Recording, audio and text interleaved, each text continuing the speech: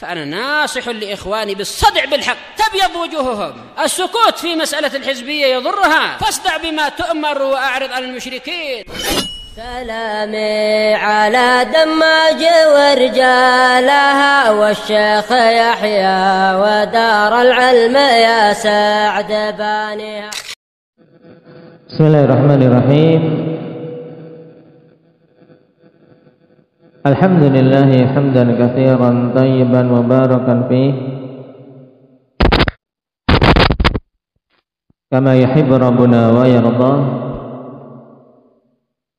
Asyhadu an la ilaha illallah wahdahu la syarika lah wa asyhadu anna Muhammadan abduhu wa rasuluhu sallallahu alaihi wa ala alihi wa sallama tasliman katsiran.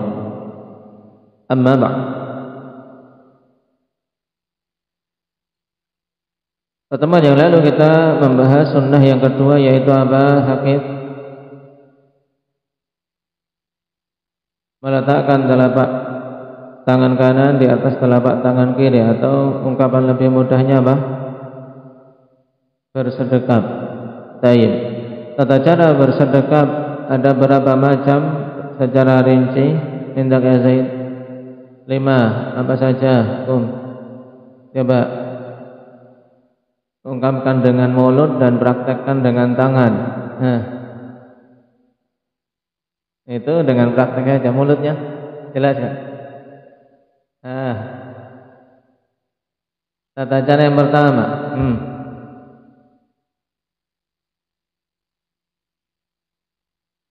Nah itu kalau kita ngomong sama orang bisu. Tata cara pertama, antum jelaskan.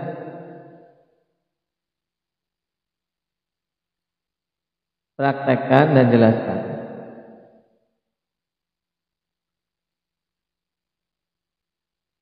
Saya meletakkan telapak tangan kanan di atas telapak tangan kiri, gimana?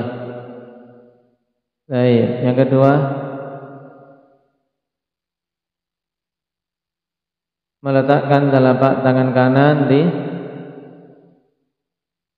pergelangan tangan kiri, gimana meletak? Itu menggenggam namanya. Meletakkan.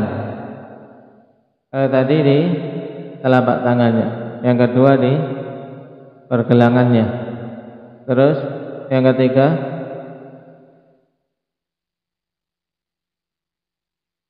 meletakkan tangan kanan di sebelah bawah siku, namanya apa? Dhira', di lengan bawah. Nah, baik. Kemudian cara yang keempat, menggenggam tangan kanan, menggenggam tangan kiri bagian mana? Bagian lengan bawah. Terus yang kelima,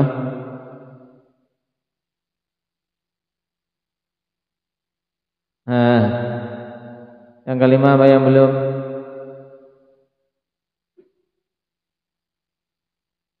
Apa itu? Telapak tangan kanan menggenggam pergelangan tangan kiri. Baik. Ahsan. Jelas. Kemudian apakah ada dalil yang sahih yang menetapkan bahwasanya ketika bersedekap ini diletakkan di dada indak ya zikri?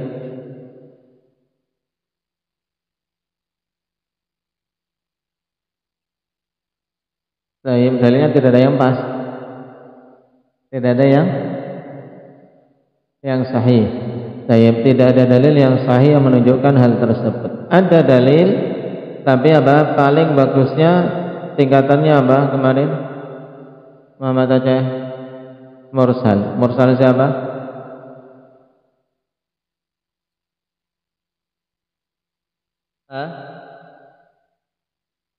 Mursal siapa kemarin? Endaki Akbar. Mursal Tawus. Taib. Itu riwayat paling bagusnya yang padanya peletakan apa? Ketika bersedekap di dada. Sehingga perkaranya luas dalam masalah ini, cuman yang paling dekatnya dan hay'ah paling bagusnya ya untuk diletakkan di dada, intinya dari atas pusar, ya dari pusar ke atas. Baik. Sekarang kita masuk pada sunnah yang ketiga, qauluhu raf'ul yadaini matmumatil asabi'i mamdudatan hadwal mankibaini awil udhunaini 'inda takbiril awal wa 'inda ar-ruku'i war-raf'i minhu wa 'inda al-qiyami min at-tashahhudil awal ila tsalitsah. Sunnah yang ketiga yaitu mengangkat kedua tangan dalam keadaan jari jemari kedua tangan tersebut matmumah. Matmum yaitu apa? Dirapatkan satu sama lain. Mamdudatan dalam keadaan diluruskan jari jemarinya. Hadwal mangkibaini sejajar dengan kedua bahu. Awil udhunaini atau sejajar dengan kedua telinga. Dan diangkatnya kedua tangan ini yang pertama inda takbiril awal, ketika takbir yang pertama, yang dinamakan apa Jabir? Takbiratul ihram. Wa inda ruku', dan ketika hendak ruku'. Wa raf'i minhu, dan ketika bangkit dari ruku'.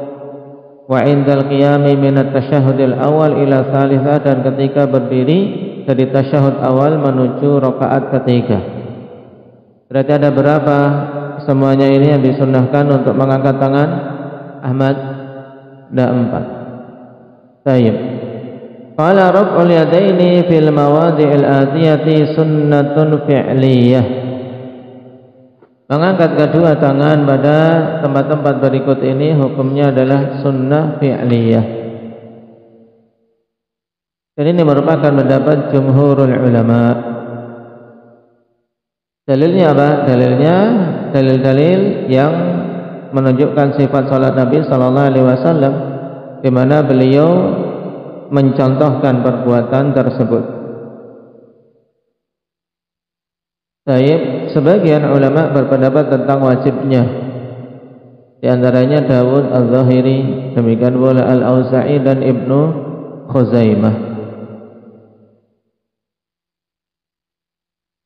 Dengan alasan Nabi SAW senantiasa melakukannya dan beliau memerintahkan sallu kama ra'aitumuni usalli. Tapi yang rajih dalam masalah ini adalah sunnah. Kenapa? Karena tentang mengangkat kedua tangan kita tidak dapati dalil-dalil kecuali berupa fi'il, berupa contoh perbuatan dari beliau alaihi salatu wassalam.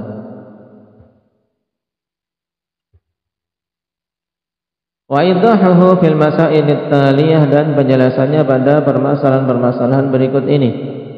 Al-mas'alatul ula maddul asabi'i matmumatan mamdudah. Permasalahan pertama yaitu meluruskan jari jemari dalam keadaan jari-jari tersebut dirapatkan dan lurus ke atas, diluruskan. Li hadits Abi Hurairah radhiyallahu anhu qala kana Rasulullah sallallahu alaihi wasallam idza qama qala hakadha wa asyara Abu Amir bi yadihi wa lam yufarrij baina asabi'ihi wa lam yadhummahuma. Dari hadits Abi Hurairah, beliau mengatakan adalah dulu Rasulullah sallallahu alaihi wasallam apabila berdiri beliau melakukan seperti ini. Qala hakadha, maksudnya beliau melakukan seperti ini. Kemudian Abu Amir mengisyaratkan dengan tangan yang memberikan contoh, yaitu walam yufarrij baina asabi'i. Beliau tidak merenggangkan jari jemarinya, tidak merenggangkan antar jari jemarinya seperti ini, tidak seperti ini. Walam yadhummahuma, tidak juga menggenggam. tapi apa? Dibuka. Nah, jari jemarinya diluruskan dan dirapatkan. Wa ruwiya anhu kana sallallahu alaihi wasallam yarfa'u yadayhi maddan. Dan diriwayatkan dengan lafaz adalah dulu Rasulullah sallallahu alaihi wasallam mengangkat kedua tangannya dan apa? Meluruskan jari jemarinya, tidak menggenggam. Baik.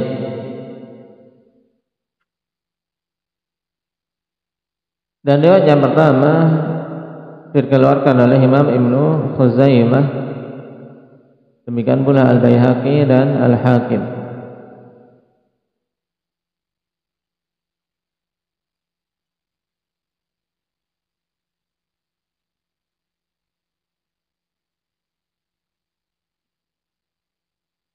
Dan dimasukkan oleh Syekh Muqbil rahimahullah ta'ala dalam Al-Jami'us Sahih.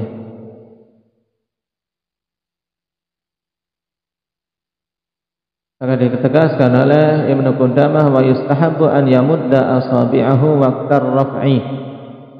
Disunahkan untuk apa?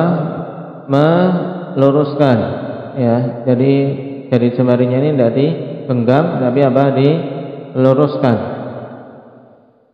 ketika mengangkat kedua tangan.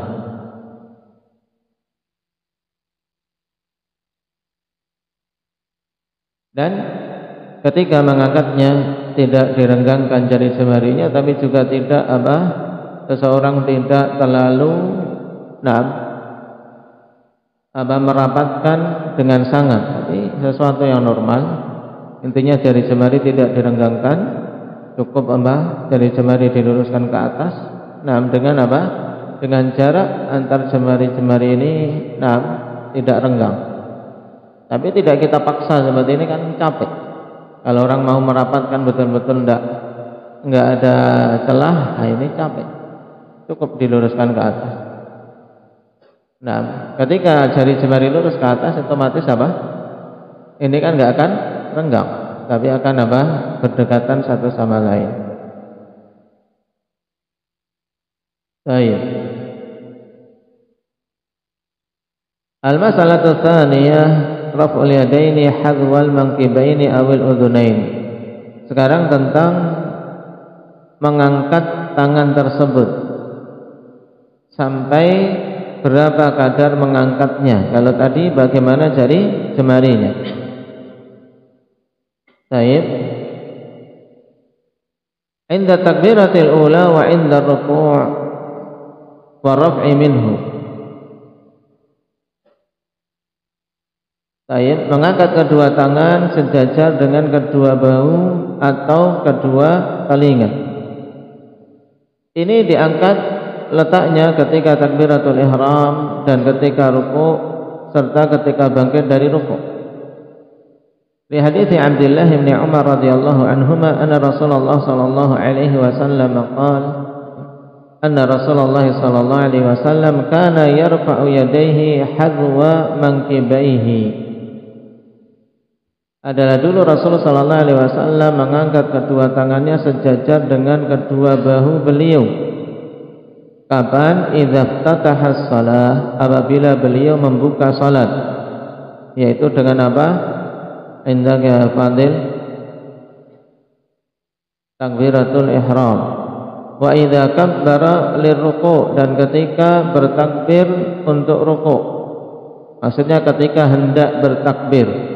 Idza kabbara lirruku', maksudnya ketika hendak bertakbir untuk ruku'. Kenapa?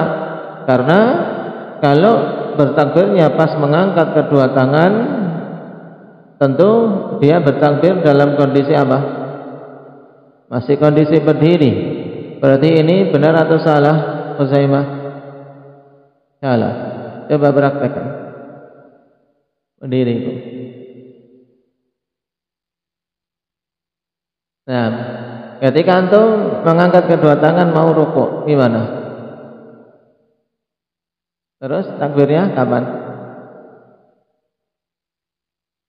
Sekarang antara takbir dan mengangkat kedua tangan, ya?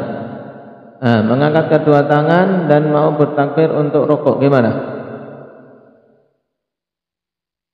Takbirnya mana? Yang keras. Nah, antum takbirnya masih berdiri.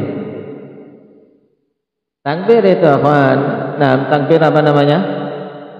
Takbirul intiqal. Takbir intiqal ketika apa? Bergerak. Berarti berarti angkat kedua tangan dalam posisi berdiri tegak. Kemudian baru bergerak. Allahu Akbar. Coba. Angkat kedua tangan baru bergerak dengan bertakbir.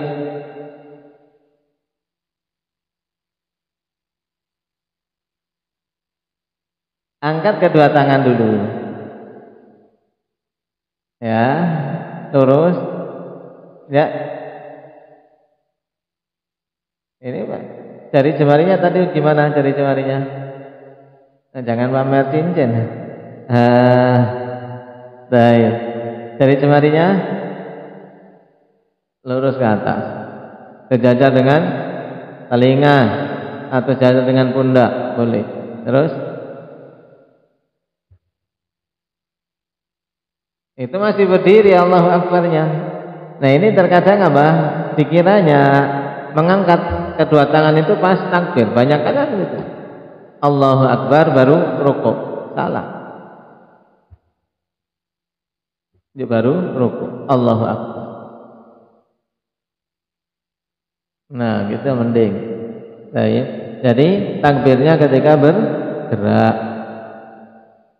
Jadi wa idza rafa'a ra'sahu minar ruku', dan ketika mengangkat kepala beliau dari rukuk. Kalau ini setelah diangkat, yaitu setelah apa? Berdiri sempurna, ya kan? Ketika mengangkat kepala dari rukuk berarti apa? Sami Allahu liman hamidah. Baru angkat kedua tangan. Mengangkat kedua tangannya ketika berdiri tegak. Baik. Wa idza rafa'a ra'sahu min ar-ruku'i rafa'ahuma kadzalika aidha. Dan Nabi ketika mengangkat kepala beliau dari rukuk mengangkat kedua tangannya demikian juga. Wa qala sami Allahu liman hamidah rabbana walakal hamdu. Ini bacaan ketika bangkit dari rukuk dan ketika i'tidal. Wa kana la yaf'alu dzalika fi sujud, dan adalah beliau tidak melakukan hal itu pada sujud, yaitu ketika mau sujud tidak mengangkat kedua tangan. Demikian pula ketika bangkit dari sujud tidak mengangkat kedua tangan. Padahal haditsu ala raf'ihima fi hadhihi al-mawadhi'i tsalatsah. Maka hadis menunjukkan atas pengangkatan kedua tangan pada 3 tempat ini. Berarti 3 tempat dikumpulkan dalam satu hadis, yaitu hadis Abdullah bin Umar. Baik, dalam Sahihain. Kemudian tempat yang keempat, wa haditsu Malik bin Huwairits, atau atafnya kali hadis, berarti wa haditsi Malik bin Huwairits. Kana yarfa'u yadayhi hatta yuhadhiya bihima furu'a udhunayhi. Dan adalah dulu Rasul sallallahu alaihi wasallam mengangkat kedua tangannya sampai sejajar dengan cuping kedua telinganya. Tayyib furu' udhunai, cuping ini yang empuk-empuk, ini yang apa? Lunak itu di bawah telinga, ini cuping telinga. Tayyib. Nah, ini batasan ketika mengangkat kedua telapak tangan dan letaknya.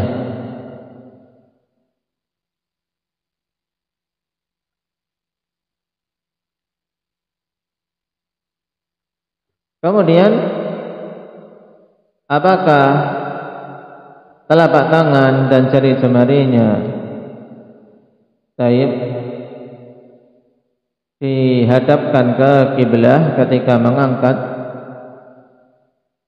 Maka ditegaskan oleh Imam Al-Albani rahimahullah ta'ala, wa amal istiqbalu fi raf'i falam aqif fihi ala hadithin illa fi takbiratil iftitah wa huwa dha'if.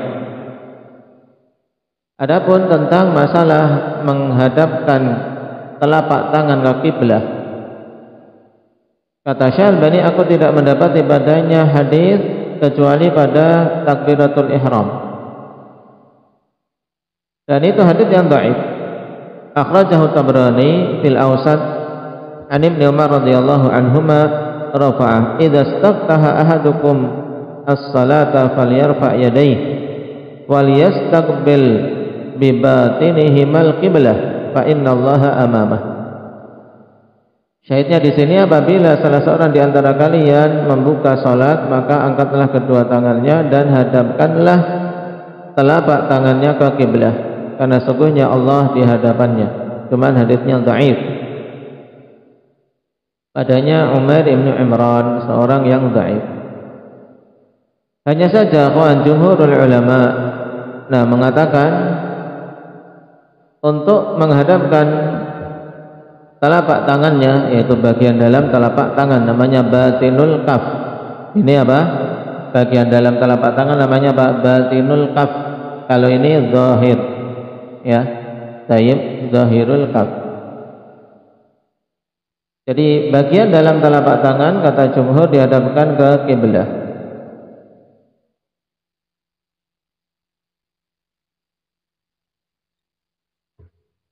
Tayyib.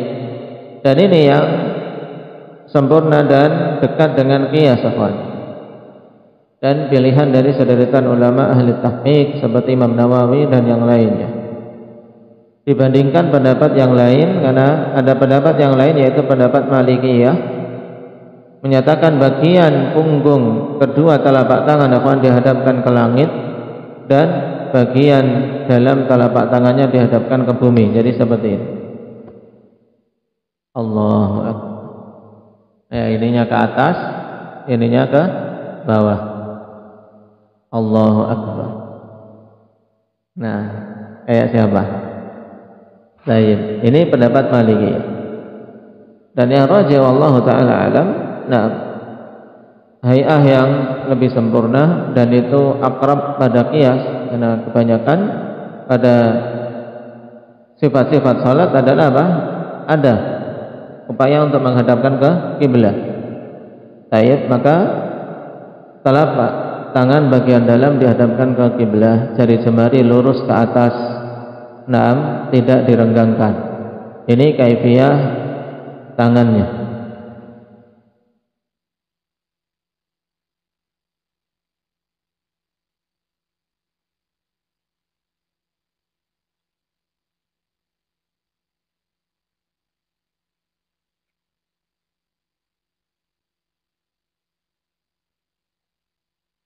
Baik. Sekarang ketika takbiratul ihram,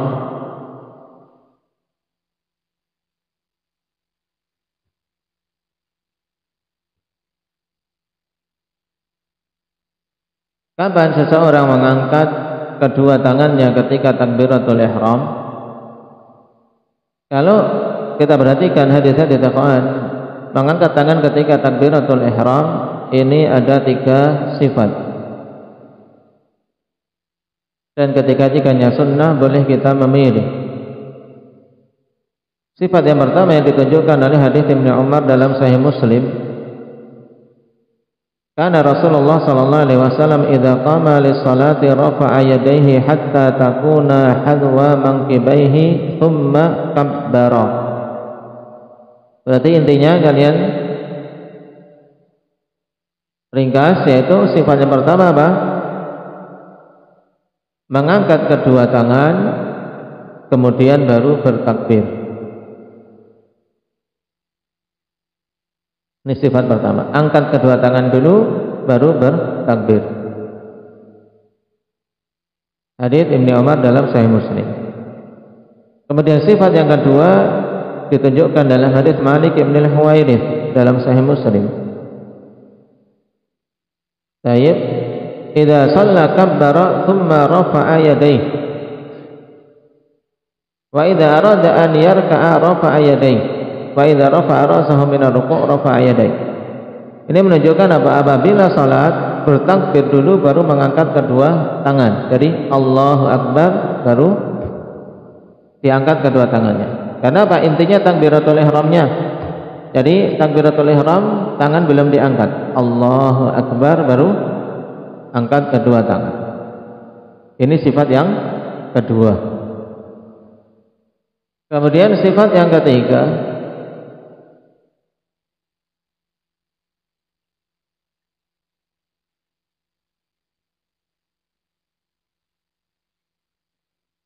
sifat yang ketiga ditunjukkan oleh hadis Ibnu Umar radhiyallahu anhuma. Ra'aitu Nabiy sallallahu alaihi wasallam iftataha at-takbira fi shalah fa rafa'a yadayhi hina yukabbiru hatta yaj'alahuma hadwa mankibai. Nah, berarti apa? Sifat yang ketiga yaitu berbarengan. Ketika mengangkat kedua tangannya sembari membaca takbir. Berbarengan, dan ini yang paling banyak dilakukan ketika apa? Mengangkat tangan apa? Allahu Akbar. Ya kan? Bisa otomatis berbarengan ketika mengangkat kedua tangan dengan bertakbir. Dan memang kata Al-Hafidz Al-Baihaqi rahimahullahu taala, wa riwayatu man dallat riwayatuhu ala raf'i ma'a takbir asbat wa aktsar fahiya aula bil ittiba'. Jadi ini yang paling banyak diamalkan, ikhwan. Kenapa? Karena riwayat yang menyatakan ketika mengangkat dan bertakbir itu berbarengan ini lebih kuat dan lebih banyak. Tapi bukan berarti dua riwayat sebelumnya itu kita tidak memakainya, tetap kita pakai. Makanya ditetapkan oleh Syalbani rahimahullahu taala, nah juga para ulama yang lain, tiga sifat tersebut. Nah, tiga sifat tersebut. Yang pertama, mengangkat kedua telapak tangan terlebih dahulu baru bertakbir. Yang kedua, bertakbir dulu baru mengangkat tangannya. Ini paling sedikit, akan. Bahkan Al-Hafidz Ibnu Hajar mengatakan, walam ara man qala bi taqdimit takbir ala rafa'. Aku tidak melihat orang yang mengedepankan takbir atas mengangkat tangan. Tapi ternyata kita dapati dari kalangan fuqaha, karena ini merupakan mazhab Hanafiyah, berarti ada yang bermadhab demikian. Tapi ini sebagai faedah bagi kita menunjukkan sedikitnya. Dan yang paling banyak diamalkan adalah apa? Mengangkat dan takbir berbarengan. Baik.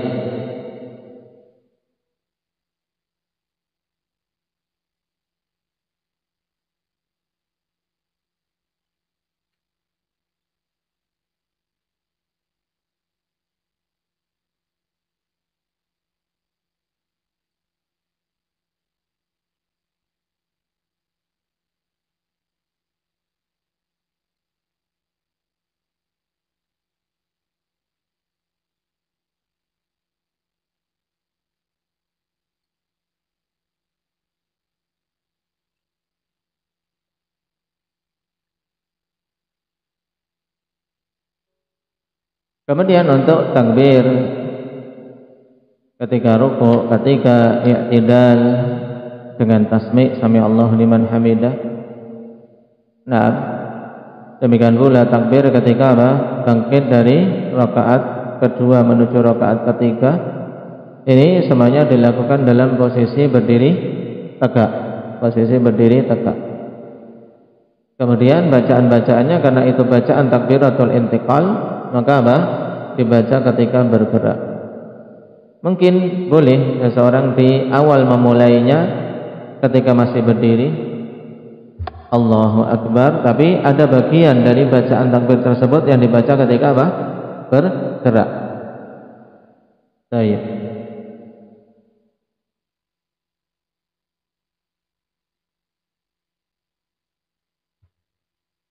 Qala al-mas'alatu tsalitsah raf'ul yadaini ba'dal qiyami min at-tasyahhudil awal. Mengangkat kedua tangan setelah berdiri dari tasyahud awal.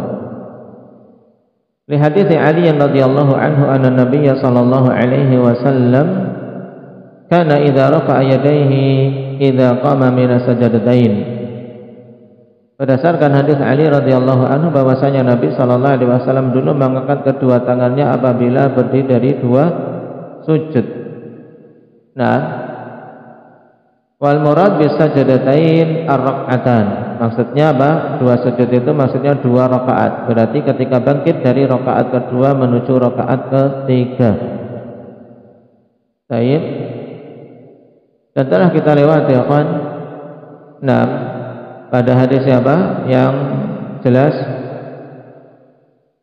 bahwasanya ditambahkan tempat yang keempat yaitu setelah dari tasyahud awal.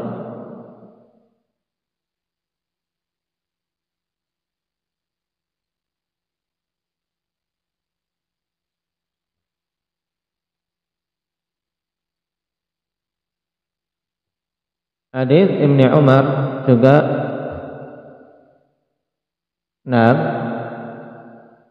yaitu wa idza qama min ar-rak'ataini rafa'a yadayhi. Ini sangat jelas. Wa idza qama min ar-rak'ataini rafa'a yadayhi. Apabila beliau bangun dari dua rakaat maka beliau mengangkat kedua tangannya. Ini dalam riwayat Bukhari. Baik. Demikian pula pada hadis Abi Humaid.